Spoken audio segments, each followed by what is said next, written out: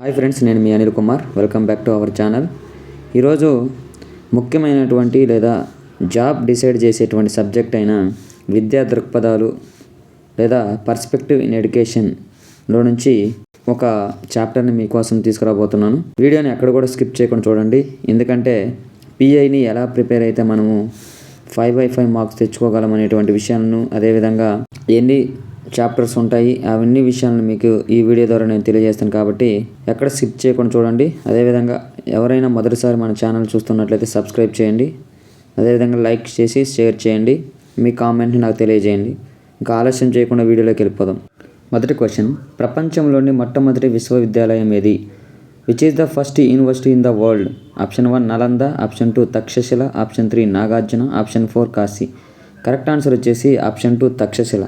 ఈ తక్షశిల అనేది క్రీస్తుకు పూర్వం 7వ శతాబ్దంలో ఏర్పాటు చేయడం జరిగింది. ఇది ప్రస్తుతం పాకిస్తాన్లోని పంజాబ్ ప్రాంతంలో ఉండడం జరిగింది. ఇక్కడ విద్యా విధానం ఎలా ఉండేదంటే గురుకుల విధానంలో ఉండడం జరిగేది. బిట్ నెంబర్ 2, ఆచార్య చాణక్యుడు ఏ విశ్వవిద్యాలయంలో ఉండేవాడు? At which university did Acharya Chanakya works? Option 1 Nalanda, option 2 Takshashila, option 3 Vikramashila, option 4 Kashi. Correct answer వచ్చేసి ఆప్షన్ 2 తక్షశిల. ఇతనితో పాటు ఈ ఆచార్య చాణక్యుడితో పాటుగా పాణిని, ఇతనే సంస్కృత వ్యాకరణ పితామహుడు అని కూడా అనడం జరుగుతుంది. అదేవిధంగా జీవకుడు, ఈయన ఒక ప్రసిద్ధ వైద్యుడు అనమాట. ఈ ఆచార్య చాణక్యుడు లేదా కౌటిల్యుడైన అర్థశాస్త్ర పితామహుడు అనమాట. వీరు అందరూ కూడా ఈ తక్షశిలలో గురువులుగా ప్రసిద్ధి చెందినటువంటి వారు. కాబట్టి కరెక్ట్ ఆన్సర్ వచ్చేసి ఆప్షన్ 2 తక్షశిల. బిట్ నెంబర్ 3, ఈ క్రింది వాణిలో తక్షశిలలో ఆచార్యుడిగా పనిచేసిన వారిలో కాని వారు ఎవరు? Which of the following was not a teacher at Takshashila university? Option 1 జీవకుడు, ఆప్షన్ 2 పాణిని, ఆప్షన్ 3 చాణక్యుడు, ఆప్షన్ 4 పతాంజలి. కరెక్ట్ ఆన్సర్ వచ్చేసి ఆప్షన్ 4 పతాంజలి. గత బిట్లో నేను చెప్పాను జీవకుడు ఏంటి, పాణిని, చాణక్యుడు ఏ శాస్త్రంలో వాళ్ళు ప్రసిద్ధులు అనేది. కాబట్టి కరెక్ట్ ఆన్సర్ వచ్చేసి ఆప్షన్ 4 పతాంజలి. బిట్ నెంబర్ 4, ప్రపంచంలోని మొట్టమొదటి వైద్య శాస్త్రం ఏది? Which is the first medical science in the world? Option 1 ఆయుర్వేదం, option 2 Unani, option 3 allopathy, option 4 homeopathy. Correct answer వచ్చేసి ఆప్షన్ 1 ఆయుర్వేదం. ఆయుర్వేదం ఏందనేది భారతదేశంలో పుట్టినటువంటి ప్రాచీనమైనటువంటి విద్యా విధానం అనమాట ఇది. దీని యొక్క ముఖ్య లక్షణం ఏంటంటే ఇది వ్యాధి రాకుండా నివారణ పైన ఎక్కువ దృష్టి పెట్టడం జరుగుతుంది. దీనిలో మందులను ఎలా తయారు చేస్తారంటే మూలికలు, వేర్లు, ఆకులు, కషాయాల ద్వారా తయారు చేయడం జరుగుతుంది. సార్ ఎందుకు ఇంత డీటెయిల్గా మాకు అవసరమా అంటే మీకు గుర్తుండాలంటే దీని యొక్క బ్యాక్గ్రౌండ్ కానీ తెలిస్తే ఈజీగా గుర్తుంటుందని నేను చెప్పడం జరుగుతుంది. మరి యునాని అంటే ఏంటి సార్ అంటే ఇది గ్రీస్ దేశం నుంచి వచ్చినటువంటి ఒక వైద్య విధానం అనమాట. ఇది తర్వాత అరబ్బుల నుంచి భారతదేశానికి రావడం జరిగింది. ఇది ఎక్కువగా ముస్లిం పాలకుల కాలంలో ప్రాచుర్యం పొందినటువంటిది యునాని అనేది. తర్వాత అల్లోపతి అంటే ఏంటి? అల్లోపతి అనేది ఒక ఆధునిక వైద్య విధానం అనమాట. ఇది శాస్త్రీయ పరిశోధనలపై ఆధారపడి ఉంటుంది. ఫర్ ఎగ్జాంపుల్ మనం ప్రస్తుతం ఉపయోగిస్తున్నటువంటి పారాసెటమాల్ కావచ్చు, యాంటీబయాటిక్స్ కావచ్చు, ఇవన్నీ కూడా అల్లోపతికి సంబంధించినటువంటివి. మరి హోమియోపతి అంటే ఏంటి సార్ అంటే ఎవరైతే దీర్ఘకాలికమైనటువంటి వ్యాధులకు బాధపడుతుంటారో వారికి ఎక్కువగా ఇవి ఉపయోగించడం జరుగుతుంది. దీన్ని మొట్టమొదటిసారిగా జర్మనీలోని హనీమాన్ అనేటువంటి వైద్యుడు ప్రారంభించినటువంటి ఒక వైద్య విధానం. కాబట్టి మొట్టమొదటిగా వైద్య శాస్త్రం ఏదంటే అది ఆయుర్వేదంగా మనం చెప్పుకోవచ్చు. బిట్ నెంబర్ 5, ఈ ప్రపంచమంతా దుఃఖమయమని, ఈ దుఃఖసాగరం నుంచి విముక్తి చెందడమే దర్శన శాస్త్ర పరమ ప్రయోజనమని చెప్పిన వారు ఎవరు? Who said that the world is full of suffering and liberation from the ocean of sorrow is the ultimate aim of philosophy? Option 1 Siddhartha Gautama బుద్ధుడు, ఆప్షన్ 2 మహావీరుడు, ఆప్షన్ 3 ఆది శంకరాచార్యుడు, ఆప్షన్ 4 కపిల మహర్షి. కరెక్ట్ ఆన్సర్ వచ్చేసి ఆప్షన్ 1 సిద్ధార్థ గౌతమ బుద్ధుడు. ఎందుకు గౌతమ బుద్ధుడు అంటే గౌతమ బుద్ధుడి యొక్క అసలు పేరు ఏంటంటే సిద్ధార్థుడు అనమాట. ఈయన తన బౌద్ధ విద్యా విధానం లేదా బౌద్ధ మతాన్ని స్థాపించినప్పుడు ఏం చెప్పాడంటే 4 రకాల సత్యాలను ప్రకటించడం జరిగింది. అవి ఒకటి, ఈ ప్రపంచం దుఃఖమయమన్నాడు. అదేవిధంగా కోరికలే దుఃఖానికి కారణమన్నాడు. ఈ కోరికలను జయించడం ద్వారా దుఃఖాన్ని నివారించవచ్చు అని చెప్పడం జరిగింది. ఈ దుఃఖ నివారణకు అష్టాంగ మార్గాన్ని అనుసరించాలని చెప్పడం కూడా జరిగింది. వీటన్నిటి గురించి మనం బౌద్ధ విద్యా విధానం గురించి చెప్పేటప్పుడు మీకు ఎక్స్ప్లెయిన్ చేస్తాను. కాబట్టి ఈ బిట్కి ఈ ప్రపంచమంతా దుఃఖమయము దుఃఖమయం అనగానే మీకు గుర్తు రావాల్సింది ఖచ్చితంగా గౌతమ బుద్ధుని మీరు గుర్తుపెట్టుకోండి. కాబట్టి కరెక్ట్ ఆన్సర్ వచ్చేసి ఆప్షన్ 1 గౌతమ బుద్ధుడు. విద్య అనే పదం విద్ అనే ఏ భాషా పదం నుంచి వచ్చింది? The word vidya is derived from the word vid of which language? Option 1 Pali, option 2 ప్రాకృతం, ఆప్షన్ 3 హిందీ, ఆప్షన్ 4 సంస్కృతం. ఫ్రెండ్ కరెక్ట్ ఆన్సర్ వచ్చేసి ఆప్షన్ 4 సంస్కృతం. ఎలా అంటే మన భారతదేశంలో మొట్టమొదటి విద్యా విధానం వచ్చేసి వేద విద్యా విధానం. కాబట్టి వేద విద్యా విధానంలో ప్రాథమిక భాషగా ఉండేది ఏదంటే సంస్కృతం. కాబట్టి ఈ విద్య అనే పదం సంస్కృతం నుంచి రావడం జరిగింది. విద్ అనే సంస్కృత పదానికి అర్థం ఏమిటి? What is the meaning of the Sanskrit word vid? Option 1 తెలుసుకొనుట, టు నో. ఆప్షన్ 2 వివరించుట, టు ఎక్స్ప్లెయిన్. ఆప్షన్ 3 ప్రచారం చేయుట లేదా టు ప్రాపగేట్. ఆప్షన్ 4 సరిచేయుట లేదా టు కరెక్ట్. కరెక్ట్ ఆన్సర్ వచ్చేసి ఆప్షన్ 1 తెలుసుకొనుట. అనగా ప్రాచీన విద్యా విధానం లేదా వేద విద్యా విధానం కావచ్చు, బౌద్ధ విద్యా విధానం కావచ్చు, జైన విద్యా విధానం కావచ్చు, ఏ విద్యా విధానంలో అయినా కానీ గురువు శిష్యుడికి విద్యను తెలియజేసేవాడు అనమాట. అంటే విద్యార్థికి ఏదైతే విషయాలు తెలియవో ఆ విషయాలను విద్యార్థి తెలుసుకునేటట్లు ఉపాధ్యాయుడు తెలియజేసేవాడు. కాబట్టి కరెక్ట్ ఆన్సర్ వచ్చేసి ఆప్షన్ 1 తెలుసుకొనటం ఏమంటారంటే విద్య అంటారు. బిట్ నెంబర్ 8 వేదకాలంలో విద్య యొక్క అంతిమ లక్ష్యం ఏమిటి? What is the ultimate aim of education in the Vedic period? Option 1 మోక్ష సాధన, ఆప్షన్ 2 జీవనోపాధి, ఆప్షన్ 3 సామాజిక ప్రతిష్ట, ఆప్షన్ 4 ఆర్థిక అభివృద్ధి. కరెక్ట్ ఆన్సర్ వచ్చేసి ఆప్షన్ 1 మోక్ష సాధన. ఈ మోక్ష సాధనను ఎవరైనా సాధించవచ్చు, ఏ వృత్తిని అవలంబించే వారైనా సాధించవచ్చు, అదేవిధంగా అనేక మార్గాలలో కూడా సాధించవచ్చు. అయితే మోక్షం అనేది అత్యంత ఆనందాన్ని కలిగించేటువంటి అనుభూతి, దానికి సాటి మరొకటి కూడా లేదు. అదేవిధంగా మన లౌకిక సుఖాల ద్వారా పొందే సంతోషం తాత్కాలికమైనదని, ఆధ్యాత్మిక అనుభూతి శాశ్వతమైనదని, దీనిని ఆత్మ సాక్షాత్కారం అంటారని చెప్పేసి వేదకాలంలో ఉన్నటువంటి గురువులు అదేవిధంగా విద్యార్థులు భావించేవారు. కాబట్టి ఈ వేదకాలంలో విద్య యొక్క అంతిమ లక్ష్యం అనేది మోక్ష సాధనగా పెట్టుకోవడం జరిగేది. బిట్ నెంబర్ 9 అపౌరుపేయాలు మరియు శృతులు అని పేరు కలిగినటువంటివి ఈ క్రింది వాణిలో ఏవి? Which of the following are known as apaurusheyas and shrutis? Option 1 పురాణాలు, ఆప్షన్ 2 ఇతిహాసాలు, ఆప్షన్ 2 ఆశ్రమాలు, ఆప్షన్ 4 వేదాలు. కరెక్ట్ ఆన్సర్ వచ్చేసి ఆప్షన్ 4 వేదాలు. ఈ వేదాలు అనేటువంటివి 4 రకాలు. అవి ఋగ్వేదం, యజుర్వేదం, సామవేదం, అథర్వణ వేదం. ఈ వేదాలన్నిటిని ఏమంటారంటే అపౌరుషేయాలు అని అంటారు. వీటిని శృతులు అని కూడా అనడం జరుగుతుంది. అంటే ఈ వేదాలు అనేటువంటివి మానసిక కల్పనలు కావు. ఇవి సాధనలో ఉన్నటువంటి అత్యున్నత స్థితిలో దర్శించినటువంటి అదేవిధంగా అనుభూతి చెందిన శాశ్వతమైనటువంటి సార్వజనీన సత్యాలనే వేదాలు అనడం జరుగుతుంది. ఈ వేదాలు అనేటువంటివి మనం అత్యున్నత స్థితులలో విన్నవి, అనుభూతి చెందినటువంటివే. అదేవిధంగా ఈ సత్యాలను ఆచరించడం ద్వారా వ్యక్తికి సమాజానికి ఎంతో మేలు జరుగుతుంది. కాబట్టి అందరూ కలిసిమెలిసి జీవించడానికి, ఆనందంగా ప్రశాంతంగా జీవించడానికి ఈ వేదాలు అనేటువంటివి ఉపయోగపడేవి. కాబట్టి వీటిని అపౌరుషేయాలు మరియు శృతులు అని కూడా అనడం జరుగుతుంది. బిట్ నెంబర్ 10 సాధనలోని అత్యున్నత స్థితిలో దర్శించి అనుభూతి చెందిన శాశ్వత సార్వజనీన సత్యాలే which are the eternal and universal truths realised and experienced at the highest stage of spiritual practice?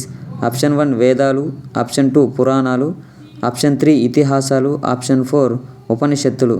Correct answer వచ్చేసి ఆప్షన్ 1 వేదాలు.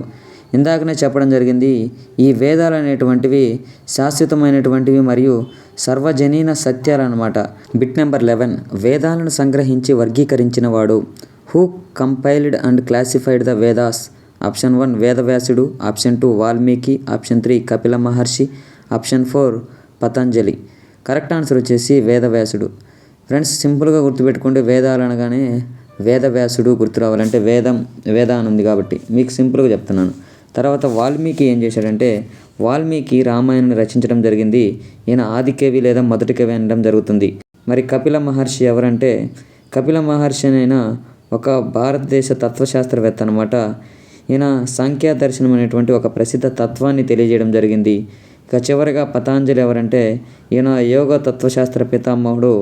ఈయన యోగా సూత్రాలను గురించి తెలియజేయడం జరిగింది. అదేవిధంగా అష్టాంగ యోగాలను గురించి కూడా తెలియజేయడం జరిగింది. ఈ అష్టాంగ యోగాలు గురించి మనము బయాలజీలో కూడా మనం చూడడం జరుగుతుంది. కాబట్టి కరెక్ట్ ఆన్సర్ వచ్చేసి ఆప్షన్ 1 వేదవ్యాసుడు. Bit number 12. ఈ క్రింది వాక్యాలలో సరైన సంబంధాన్ని గుర్తించండి. Identify the correct assertion. మంత్ర సంహితలు మరియు బ్రాహ్మణాలు కర్మకాండకు సంబంధించినవి. Mantra samhitas and Brahmanas are related to karmakanda. Reason. అరణ్యకాలు మరియు ఉపనిషత్తులు జ్ఞానకాండకు సంబంధించినవి. Aranyakas and Upanishads are related to jnanakanda. Option 1 A మరియు ఆర్ రెండు సరైనవి మరియు ఆర్ అనేది ఏకి సరైన వివరణ. ఆప్షన్ 2 ఏ మరియు ఆర్ రెండు సరైనవి కానీ ఆర్ అనేది ఏకు సరైన వివరణ కాదు. ఆప్షన్ 3 ఏ సరైనది ఆర్ తప్పు. ఆప్షన్ 4 ఏ తప్పు ఆర్ సరైనది. మొదట ఇందులో మంత్ర సంహితాలు మరియు బ్రాహ్మణాలు అనేవి కర్మకాండకు సంబంధించినవి అంటే ఈ అసర్షన్ అనేది కరెక్టే. అరణ్యకాలు మరియు ఉపనిషత్తులు అనేవి జ్ఞానకాండకు సంబంధించినవి అంటే ఎస్ జ్ఞానకాండకు సంబంధించినవే.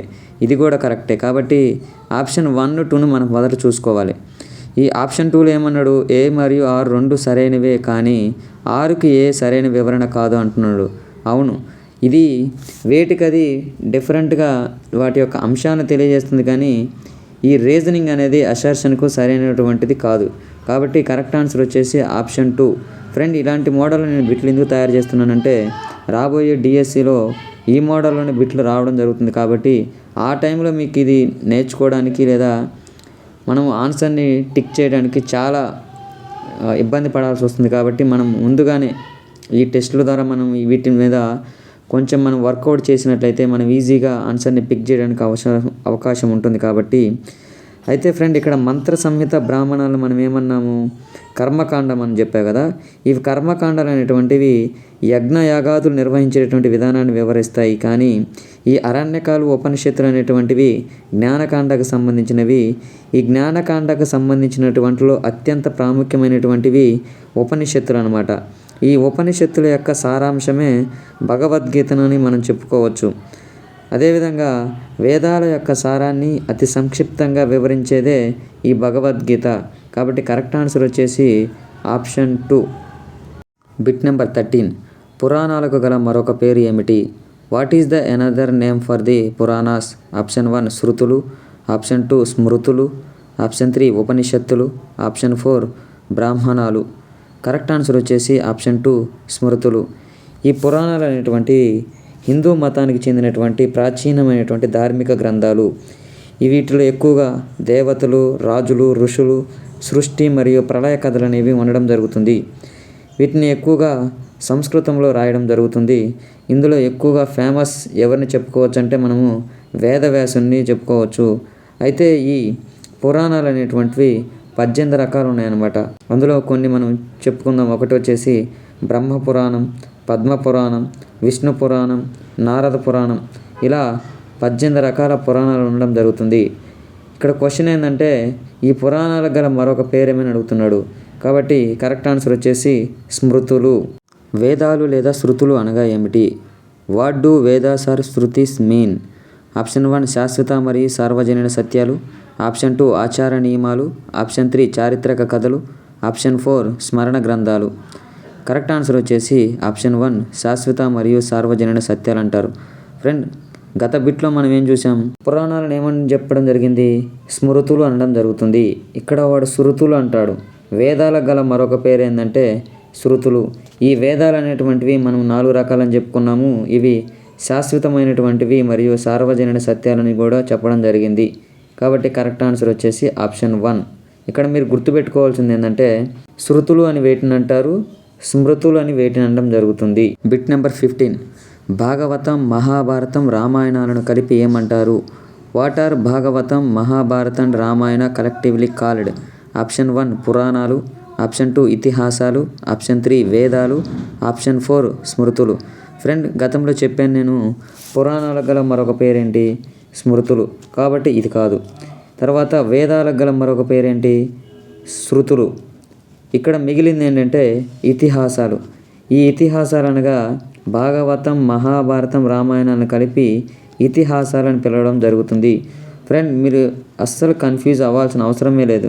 మీకు ఇప్పటివరకు చేసినటువంటి బిట్ల ద్వారా మీకు ఒక ఐడియా వచ్చి ఉంటుంది. పురాణాలు అంటే ఏమిటి, 18 రకాల పురాణాలు ఉంటాయని చెప్పడం జరిగింది. ఇతిహాసాలు అంటే ఇప్పుడు మనం చేసినటువంటి బిట్లో చెప్పడం జరిగింది. వేదాలు 4 రకాలని చెప్పడం జరిగింది. స్మృతులు అని వేటిని అనడం జరుగుతుంది, అదేవిధంగా శృతులు అని వేటిని అనడం జరుగుతుంది. కాబట్టి ఇక్కడతోటి మీకు ఈ చాప్టర్కి సంబంధించి క్లియర్ ఇన్ఫర్మేషన్ వచ్చిందని నేను అనుకుంటున్నాను. మనం ఈ వీడియోలో కేవలం వేద విద్యా విధానం గురించే మీకు ఎక్స్ప్లెయిన్ చేయడం జరుగుతుంది. నెక్స్ట్ బౌద్ధ విద్యా విధానానికి వెళ్తాం. తర్వాత జైన విద్యా విధానం పూర్తయిన తర్వాత ముస్లిం విద్యా విధానం లేదా మధ్యయుగంలో ఎలా ఉండేది విద్యా విధానం అని చెప్తాం. తర్వాత స్వాతంత్రం అనంతరం వచ్చినటువంటి విద్యా విధానాలు ఏంటి అనేటువంటివి మనం రాబోయే వీడియోలో తెలుసుకుంటాం.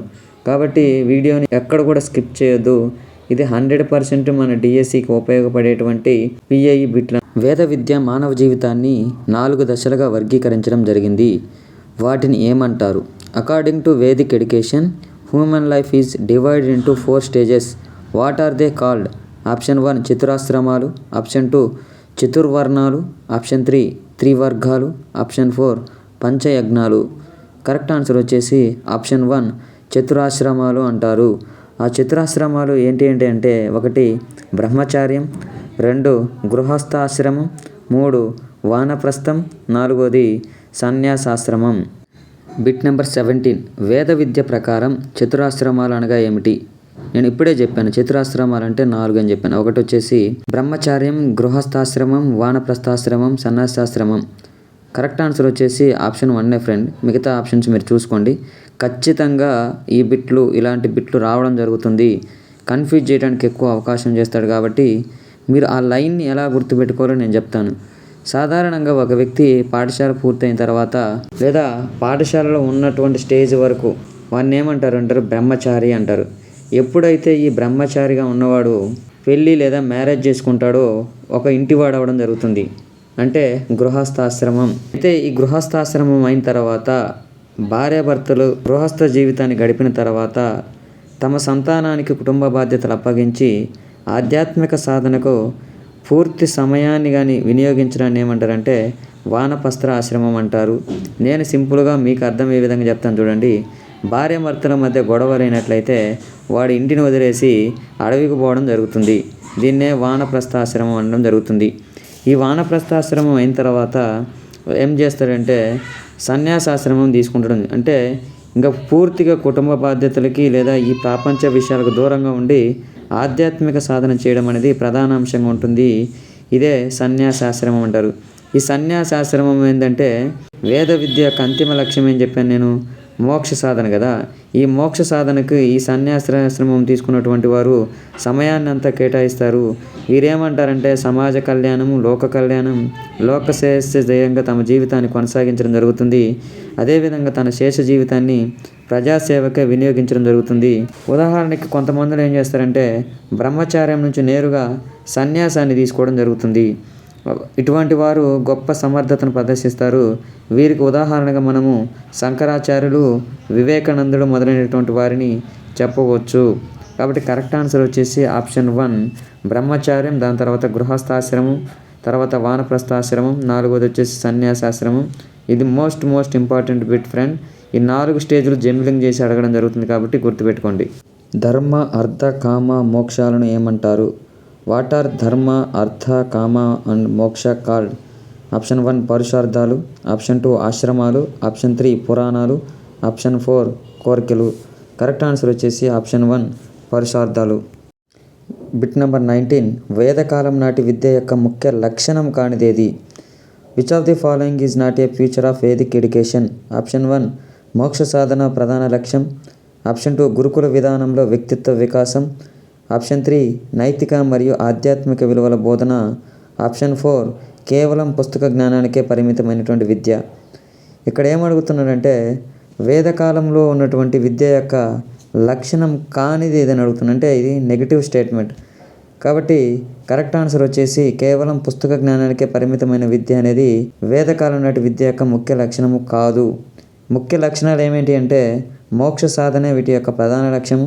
అదేవిధంగా వేదకాలంలో విద్యా విధానం ఎలా ఉండేదంటే గురుకుల విధానంలో ఉండేది. కాబట్టి ఆ పాఠశాలలో వ్యక్తిత్వ వికాసం అనేది అభివృద్ధి చెందే విధంగా గురుకుల విధానం ఉండేది.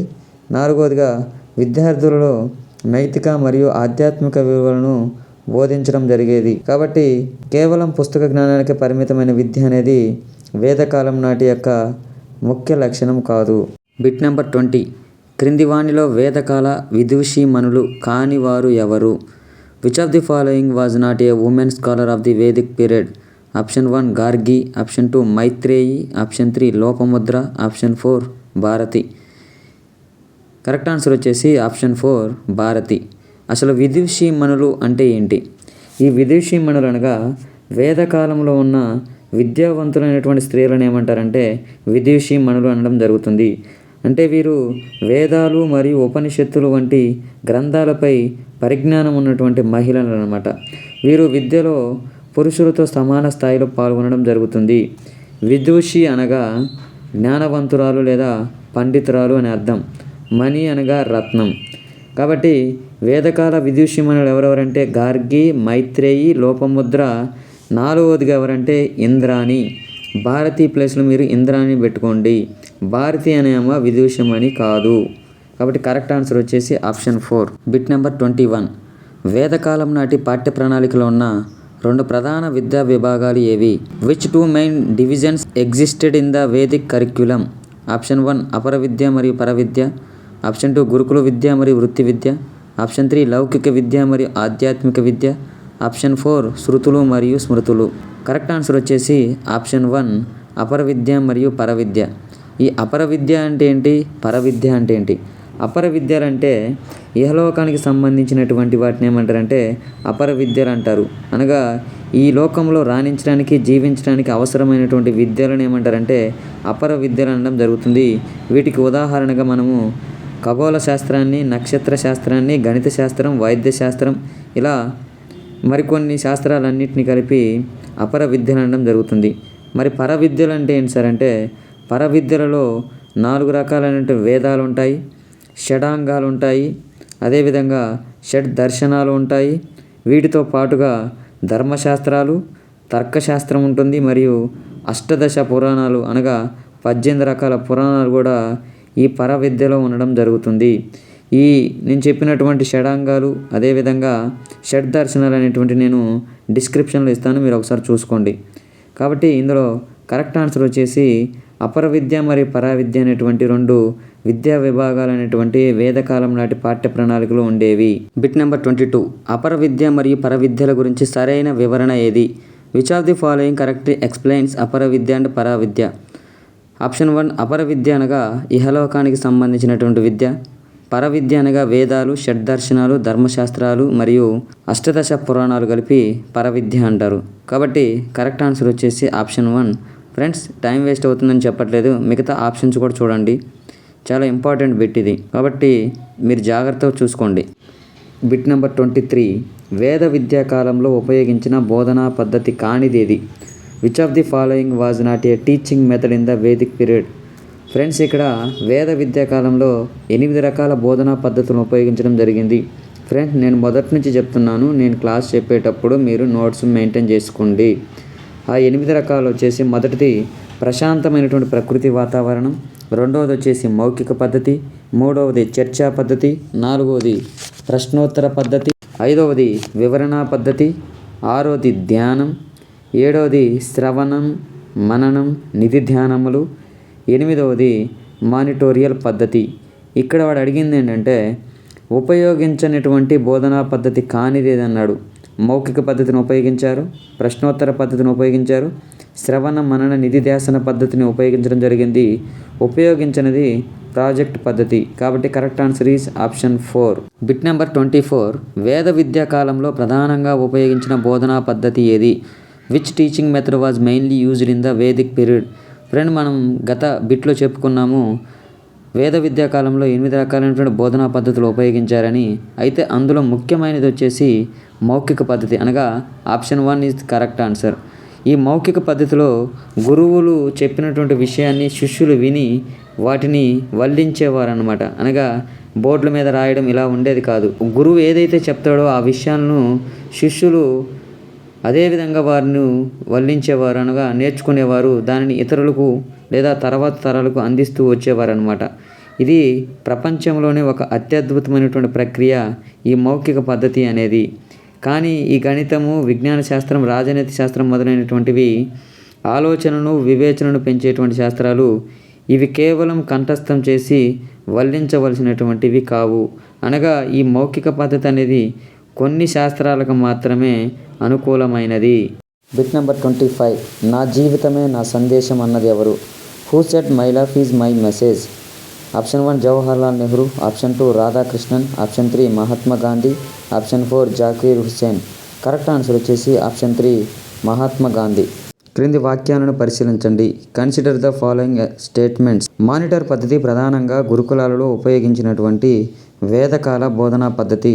The monitor method was mainly used in gurukulas during the Vedic period. Reason: ఈ పద్ధతి బౌద్ధ విద్యా విధానంలోనూ జైన విద్యా విధానంలోనూ కనిపించదు.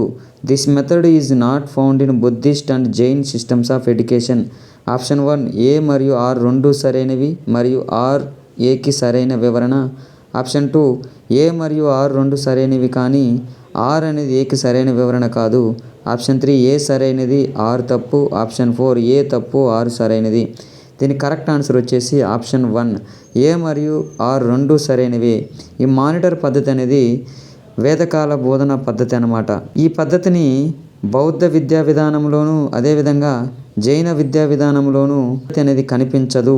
ఆర్ అనేది ఏకి సరైన వివరణ. అంటే ఇది వేదకాల బోధనా పద్ధతిలో ఉపయోగించారు అని చెప్తూనే ఇది బౌద్ధ విద్యా విధానంలోనూ అదేవిధంగా జైన విద్యా విధానంలోనూ కనిపించదని దానికి వివరణ అనేది ఇవ్వడం జరుగుతుంది. కాబట్టి ఆర్ అనేది ఏకి సరైన వివరణ. కాబట్టి కరెక్ట్ ఆన్సర్ వచ్చేసి ఆప్షన్ 1. Bit number 27. సంస్కృతం నేర్చుకోకపోతే వ్యక్తులు భారత ఆధ్యాత్మికతకు దూరం అవుతారు. కనీసం భగవద్గీతను చదివి అర్థం చేసుకునేంత సంస్కృతమైనా నేర్చుకోవాలని చెప్పిన వారు ఎవరు? Who said that people should learn at least enough Sanskrit to understand the Bhagavad Gita? Option 1 Jawaharlal Nehru, option 2 Sarvepalli Radhakrishnan, option 3 Mahatma Gandhi, option 4 Zakir Hussain. Correct answer వచ్చేసి option 3 Mahatma Gandhi. Bit number 28. ఉపనిషత్తులలోని ప్రధాన బోధనా పద్ధతి ఏది? What is the main teaching method in the Upanishads? Option 1 మౌఖిక పద్ధతి, ఆప్షన్ 2 చర్చా పద్ధతి, ఆప్షన్ 3 ప్రశ్నోత్తర పద్ధతి, ఆప్షన్ 4 మానిటోరియల్ పద్ధతి. వేద విద్యా విధానంలో ముఖ్యమైనటువంటి బోధనా పద్ధతులు 8 రకాలు. అందులో ఎక్కువగా ఉపయోగించినటువంటి బోధనా పద్ధతి వచ్చేసి మౌఖిక పద్ధతి. ఇక్కడ వాడు ఏమడుగుతున్నాడంటే ఉపనిషత్తులలో ఉన్నటువంటి ప్రధాన బోధనా పద్ధతి అని అడుగుతున్నాడు. ఉపనిషత్తులు అంటే మనం ఆల్రెడీ మీకు చెప్పాను. ఈ ఉపనిషత్తులకు భగవద్గీతను ఉదాహరణగా చెప్పడం జరిగింది కదా. అయితే ఇందులో ప్రధానమైన బోధనా పద్ధతి ఏదని అడిగినప్పుడు ప్రశ్నోత్తర పద్ధతి అనేటువంటిది ప్రధానమైనటువంటి బోధనా పద్ధతి. కాబట్టి కరెక్ట్ ఆన్సర్ వచ్చేసి ఆప్షన్ 3. ఫ్రెండ్స్, మీకు ఈ వీడియో నచ్చినట్లయితే తప్పకుండా సబ్స్క్రైబ్ చేయండి. మీకు తెలిసిన ప్రతి డిఎస్సి అభ్యర్థికి ఈ లింక్ని షేర్ చేయండి. అదేవిధంగా మీ ఫ్రెండ్స్కి కూడా చెప్పండి సబ్స్క్రైబ్ చేయమని.